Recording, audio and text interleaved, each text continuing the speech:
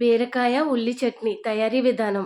Stove మీద పెనం పెట్టి 2 స్పూన్లు ఆయిల్ వేసి, 1 స్పూన్ పచ్చి శనగపప్పు, అలాగే 1 స్పూన్ జీలకర్ర, 1 స్పూన్ ఆవాలు, కొంచెం మెంతులు, అలాగే 2 వెల్లుల్లి రేఖలు ఇవన్నీ బాగా వేగిన తర్వాత ఉల్లిపాయలు వేసుకొని చక్కగా వేయించుకోవాలి ఫ్రెండ్స్.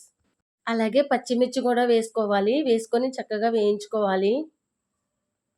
అలాగే ఒక రెమ్మ కరివేపాకు వేసుకోవాలి. టేస్ట్‌కి సరిపడా సాల్ట్ వేసుకొని బాగా వేయించుకోవాలి.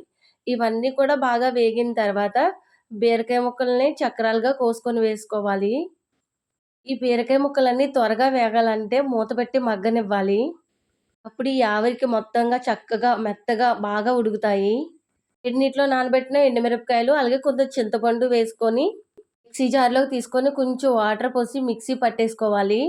ఈ చట్నీ దోసల్లోకి చాలా బావుంటది ఫ్రెండ్స్. ట్రై చేయండి.